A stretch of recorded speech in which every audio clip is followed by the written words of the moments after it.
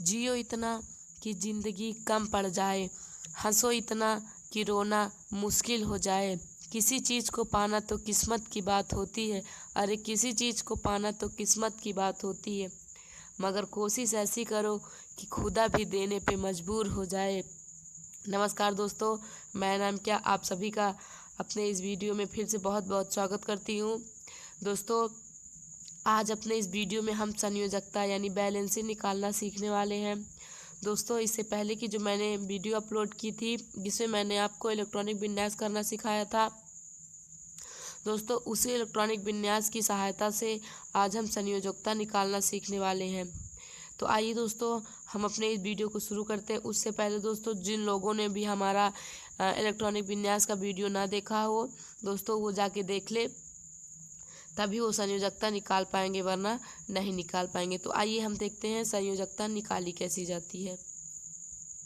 तो यदि हम सबसे पहले दोस्तों कार्बन की संयोजकता निकालते हैं कि किसकी निकालती है, कार्बन की। तो देखिए, हम जानते हैं कार्बन का परमाणु क्रमांक 6 होता है। कितना होता है, 6 होता है। तो अब देखिए कार्बन का इलेक्ट्रॉनिक विन्यास 2 4। ये कैसा हुआ दोस्तों, जिनको नहीं समझ में आ रहा होगा, जो लोगों ने हमारा पहले का वीडियो नहीं देखा है वो जाके देख ले। तो कार्बन की जो इलेक्ट्रॉनिक विन्यास होगा वो 2 और 4 होगा। तो अब देखिए इसके बाहरी कक्षक दोस्तों, इसको हम लोग जो सबसे बाहर रहता है उसको हम लोग लास्ट कक्षक या फिर बाहरी कक्षक कहते हैं। तो ये दोस्तों जो बाहरी कक्षक है, बाहरी कक्षक जो है, अब पहले एक चीज़ हम आपको बता देते हैं, संयोजकता ना दोस्तों, संयोजकता कभी भी 4 से ज़्यादा नहीं होगी। संयोजकता कभी भी 4 से ज़्यादा नहीं होगी। संयोजकता हमेशा 4 से कम ही रहेगी। अगर 4 से ज़्यादा चली जाएगी दोस्तों तो हम लोग उसे 8 में घटा देंगे, लेकिन कभी भी 4 से ज़्यादा नहीं जाएगी। तो देखिए यहाँ पे 4 ही आ गया। तो कार्बन की वैलेंसी दोस्तों 4 होती है। क्या होती है, 4। ये टेट्रावैलेंट होता है दोस्तों, मतलब जिस तत्व की वैलेंसी 4 होती है उसे हम लोग टेट्रावैलेंट कहते हैं। तो कार्बन की वैलेंसी क्या होती है, 4 होती है दोस्तों। ये कॉमन तरीके से रिएक्शन नहीं करता है। इसका यदि आप पढ़ेंगे तो इसका एक बहुत ही अलग प्रकार से आप पढ़ेंगे, हाइड्रोकार्बन के रूप में पढ़ेंगे। हाइड्रोजन के साथ अधिकतर ये संयोग करने की क्षमता रखता है। तो आइए और भी तत्वों की निकालते हैं वैलेंसी हम। चलिए अब हम निकालते हैं नियॉन की। इसका इलेक्ट्रॉनिक विन्यास 2 8। ये नियॉन का इलेक्ट्रॉनिक विन्यास। मैंने बताया दोस्तों वैलेंसी जो होती है वो 4 से ज़्यादा नहीं हो सकती। यहाँ तो आखिरी कक्षक में 8 इलेक्ट्रॉन है, तो जब भी 4 से ज़्यादा हो जाए तो उसी में 8 घटा देना चाहिए। तो जब 8 में से 8 जाएगा तो 0 आएगा। यानी दोस्तों ये जो नियॉन है ये निष्क्रिय गैस है,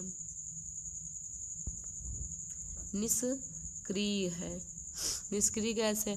क्योंकि मतलब दोस्तों कि ये जो नियॉन है ये किसी के साथ अभिक्रिया ही नहीं करता है जल्दी। वैसे किसी के साथ नहीं करता, हीलियम हो गया, नियॉन हो गया, आर्गन हो गया, क्रिप्टॉन, जेनान, ये सब दोस्तों किसी के साथ अभिक्रिया नहीं करते हैं। मतलब हमारे 18वें ग्रुप के जितने भी तत्व हैं वो किसी के साथ अभिक्रिया नहीं करते। देखिए पीरियड टेबल आप उठाएंगे तो 7 पीरियड ऐसे, और इधर 18 ग्रुप है। तो जो सबसे लास्ट वाला ग्रुप है उसी के जितने भी तत्व हैं वो सब निष्क्रिय होते हैं, वो किसी से अभिक्रिया नहीं करते। आइए अब अगले तत्व का संयोजकता निकालते हैं। अब लोग दोस्तों हम क्लोरीन का निकालते हैं, क्लोरीन का। तो देखिए क्लोरीन का इलेक्ट्रॉनिक विन्यास 2 8 7। बाहरी कक्षक में 7 इलेक्ट्रॉन। तो हमने क्या बताया, जब भी बाहरी कक्षक में 4 इलेक्ट्रॉन से ज़्यादा आ जाएं, क्योंकि आप जानते हैं वैलेंसी 4 से ज़्यादा होती नहीं है। तो ये तो 4 से ज़्यादा हो गया, तो इसे 8 में माइनस करिए, क्या है -1। क्लोरीन की वैलेंसी -1 होती है। माइनस ये दर्शाता है कि क्लोरीन अधातु है। क्या है दोस्तों, अधातु है। इसमें लेने की क्षमता है, देने की क्षमता नहीं है दोस्तों। जब कोई लेगा किसी से कोई चीज़ तो भाई वो ऋण में चला जाएगा, और जो देगा वो प्लस में चला जाएगा ना। तो ये किसी से एक इलेक्ट्रॉन लेता है। और देखिए संयोजकता वो चीज़ है जो उसे उसके ऑक्टेंट पूरा करने में, उसके नज़दीक की निष्क्रिय गैस के तरीके बनने में मदद करती है। जितने भी इलेक्ट्रॉन उसे चाहिए उसी को हम लोग संयोजकता कहते हैं। जैसे देखिए इसके बगल की निष्क्रिय गैस दोस्तों आर्गन है। आर्गन 18वें नंबर पे आती है, 2 8 8। अब देखिए अब जब हम इसमें 8 हम घटाएंगे तो 0 आ जाएगा। हमने बताया कि जिसका भी संयोजकता 0 होती है वो किसी के साथ क्रिया नहीं करती। तो दोस्तों इस क्लोरीन को भी 0 बनने के लिए इसको एक इलेक्ट्रॉन चाहिए। तो देखिए यही एक इसकी क्या हो गई, संयोजकता हो गई। जैसे देखिए हमने आपको यहाँ पे नीचे कार्बन को बताया था ना, तो कार्बन के नज़दीक को जो निष्क्रिय गैस थी दोस्तों वो क्या थी, वो नियॉन थी। देखिए नियॉन है ना, 6 इसका 10 इसका, नियॉन थी। अब देखिए नियॉन थी, चलिए ठीक है, यहाँ पे इसके पास 4 कार्बन थे। यदि इसमें यहाँ पे 4 कार्बन हम और डाल देते तो इन दोनों का, इसका और इसका इलेक्ट्रॉनिक विन्यास समान हो जाता। यहाँ भी 2 8, यहाँ भी 2, तो ये भी स्थायी हो जाता। दोस्तों जितने भी तत्व हैं सब अपने आप को स्थायी करना चाहते हैं, सब सोचते हैं कि मैं स्थिर हो जाऊँ, इसीलिए वो सब अभिक्रिया करते हैं और इलेक्ट्रॉनों का लेन देन कर लेते हैं।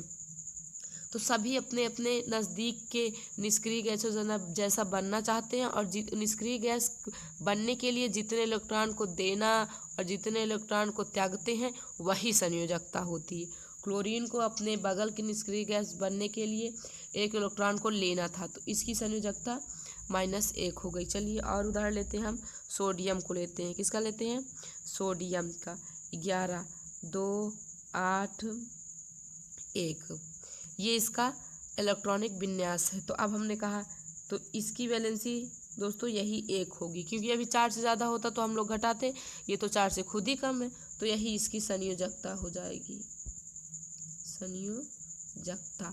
अब आप कहेंगे इसकी -1 इसकी +1 ना। हाँ देखिए कैसे, सोडियम और क्लोरीन ये दोनों आपस में रिएक्शन करते हैं।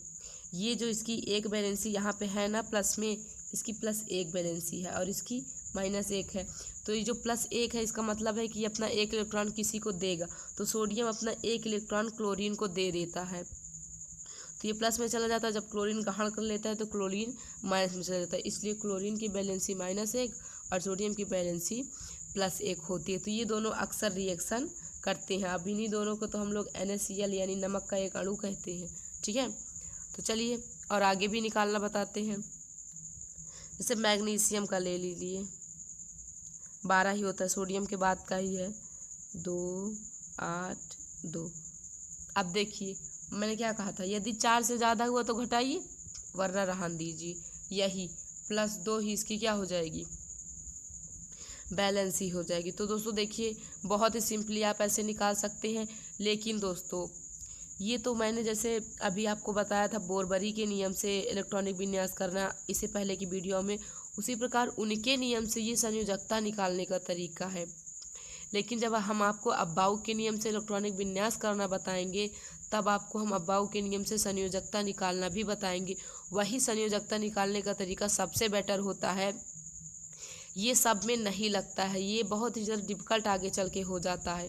फिलहाल अभी इतना हम जान लेते हैं, हमारे लिए ज़रूरी ये भी है और उसमें हम लोग और बेहतरीन तरीके से जानेंगे। उसके लिए पहले हम लोग को अब्बाउ के नियम की इलेक्ट्रॉनिक विन्यास आना चाहिए। तो हम उम्मीद करेंगे कि आपको कल अब्बाउ के नियम का इलेक्ट्रॉनिक विन्यास ज़रूर बताएं। फिलहाल दोस्तों अभी के लिए यदि आपको वीडियो समझ में आया हो तो कमेंट बॉक्स में नीचे कमेंट करके ज़रूर बताएं। हम कुछ प्रश्न दे रहे हैं, आप हल करके आंसर कमेंट बॉक्स में भी दीजिएगा ज़रूर।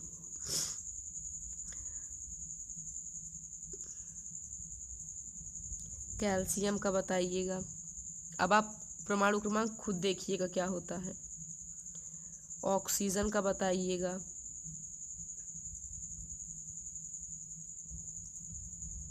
लिथियम का बताइएगा। सल्फर का बताइएगा। पोटेशियम का बताइएगा। इन 5 तत्वों का आप हमें संयोजकता निकाल के कमेंट बॉक्स में बताइए, हम जान जाएंगे कि आपको समझ आ गया है। फिलहाल दोस्तों अभी के लिए वंदे मातरम, जय हिंद। मिलते हैं अपने अगले वीडियो में कुछ और इंटरेस्टिंग पॉइंट को लेकर।